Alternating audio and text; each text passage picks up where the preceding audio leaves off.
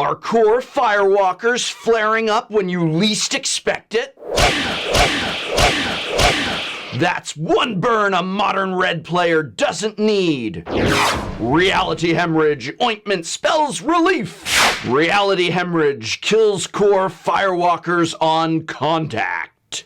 Brought to you by Oath of the Gatewatch Industries.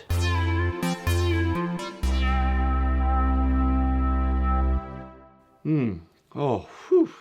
That's how I spell relief. Hey, hello! I did not see you there! With Oath of the Gatewatch soon upon us, we here at Tolarian Community College would like to discuss what we feel are going to be the 5 greatest cards of impact from Oath of the Gatewatch on the modern format. These are cards that will absolutely see play in sideboards or main boards, and that will be of the most interest to modern players.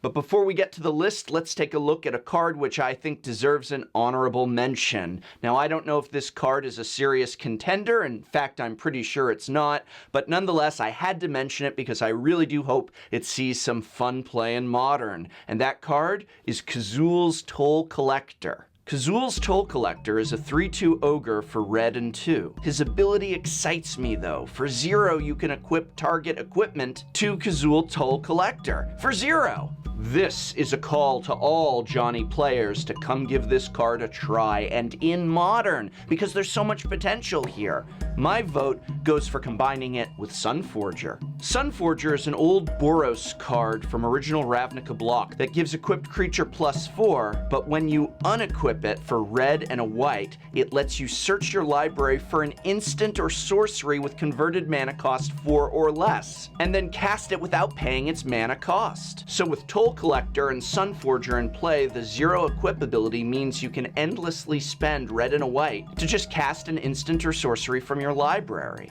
This can be anything from standard fare like Lightning Helix to more esoteric spells like Counterflux, or even Double Negative. The list of possibilities here is long, and I think a clever mind might crack this for the format, but probably not. One more added bonus about this card is that you can equip artifacts using Toll Collector even while Stony Silence is in play.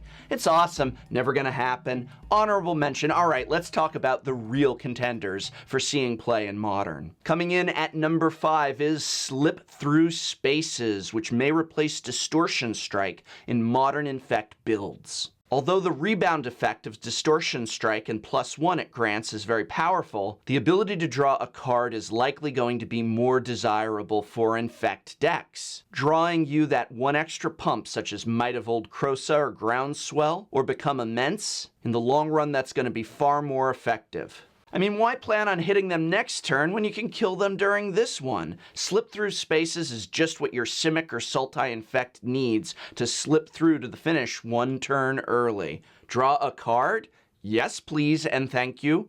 Alright, coming in at number 4 are the Goblin Dark Dwellers themselves. I know, expensive for Modern, but they pack too much value not to make this list. For 5 mana, you get a 4/4 with Menace, plus can cast a card from your graveyard with converted mana cost 3 or less for free. Okay, so I drop these and then Kulgan's Command or Terminate or Abrupt Decay out of the graveyard? Oh yeah, this is absolutely Jund material. Or imagine this hitting something like a Maelstrom Pulse, but whatever the target spell of choice ends up being, I think Goblin Dark Dwellers is absolutely going to come crawling into the Modern light. Our number 3 card likely to see play in Modern is a great answer to affinity problems: Spatial Contortion.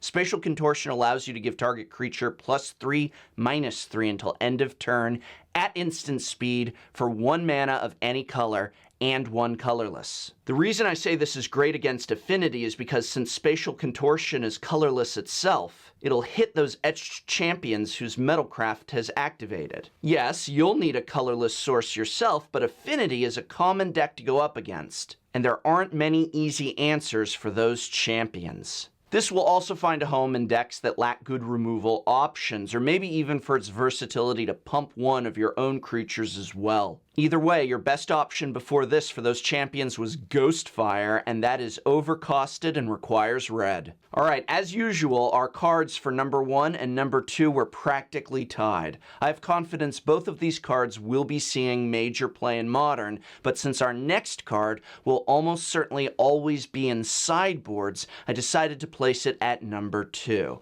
But it'll be in a lot of sideboards, as it is a great replacement for Nature's Claim, and that card, of course, is Natural State.